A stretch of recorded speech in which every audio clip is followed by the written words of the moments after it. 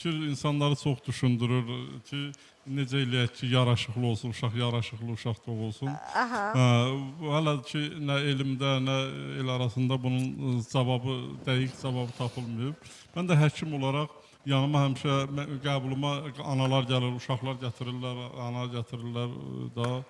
Gələn bu mövzunu araşdırmağa başladım və monitoring apardım da, elə bil ki, sorğu keçirdim. Hər gələn qadınlardan uşaqlarına baxırdım və sorğu keçirdirdim. Özümdə qeydlər aparırdım ki, bu yaraşıqlı uşaqlarda necə doğulur, hansı hamiləlikdən doğulur və çirkinlər necə olur ki, çirkin olur da.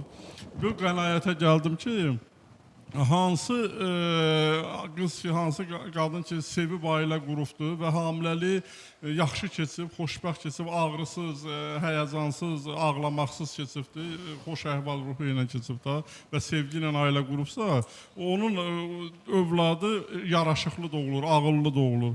Hansı qadınlar ki, əsəbi keçirdir, hamiləliyin əsəbi keçirdir, ağrılarla keçirdir, yataqda keçirdir və yaxud səbəbsiz ağlamalar olur.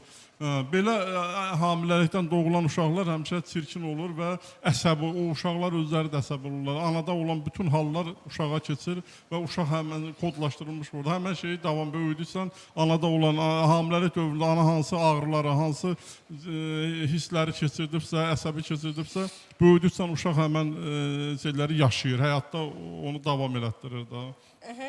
Bəs Paşa kim? Bir də mənim maraqlıdır ki, söhbət əsnasında əsas analar nə etmir? Demək, bayaq sadaladığım hallar, mənfi hallar anada negativ enerjidən yaranır. Anaya ola bilsin ki, qız vaxtı düşür bu şeylər, əlamətlərdə enerji qız vaxtı daxil olur və yaxud da ana olan hamiləlik dövründə və yaxud da ailə qurandan sonra da daxil ola bilir.